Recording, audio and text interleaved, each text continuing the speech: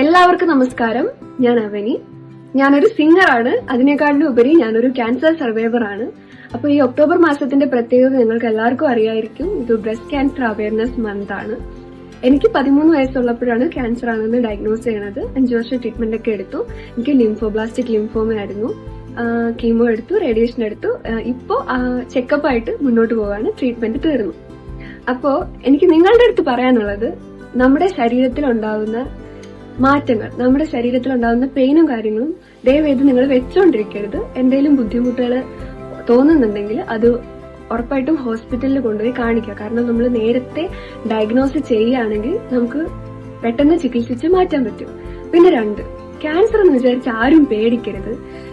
പണ്ടൊക്കെ നമ്മുടെ പേടിയാണ് നമ്മുടെ അസുഖങ്ങൾ കൂട്ടുന്നത്. പണ്ടൊക്കെ ഇങ്ങനെ ആൾക്കാർ പറയും ക്യാൻസർ വന്നാൽ മരിച്ചു, അതാണ് ഇതാണ്.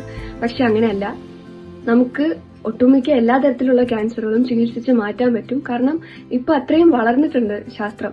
അപ്പോ ദയവേത് നിങ്ങൾ ഇതിനെ പേടിക്കരുത്. അസുഖങ്ങൾ വരാത്തതായിട്ട് ആരുമില്ല. പനിയും ജലദോഷവും ഒക്കെ എല്ലാവർക്കും വരുന്നതാണ്. ആ ഒരു മൈൻഡിൽ ക്യാൻസറിനെ കണ്ടാൽ മതി.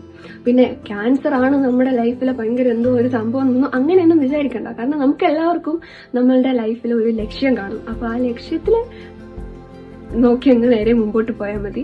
പിന്നെ എന്റെ ലൈഫിൽ ക്യാൻസർ ഒരുപാട് മാറ്റങ്ങൾ വരുത്തിയിട്ടുണ്ട്.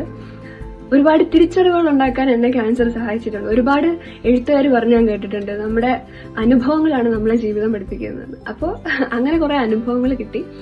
അതുമാത്രമല്ല, നമുക്കൊരു പ്രശ്നം എന്ന് വരുമ്പോഴത്തേക്കും നമ്മുടെ കൂടെ നിൽക്കാൻ ഒരുപാട് പേരുണ്ട്. അച്ഛൻ, അമ്മ, ഡോക്ടർ, അതുപോലെ നമുക്ക് വേണ്ടപ്പെട്ട ഒരുപാട് പേര്. അപ്പൊ നമുക്ക് വേണ്ടപ്പെട്ടവരെ നമ്മൾ കൂടുതൽ അറിയുന്നത് നമുക്കൊരു പ്രശ്നം വരുന്ന സാഹചര്യത്തിലായിരിക്കും. അപ്പോ ദയവേത് ക്യാൻസറിനെ പേടിക്കരുത്. എന്തായാലും നമ്മൾ പോരിടും. ഓക്കെ.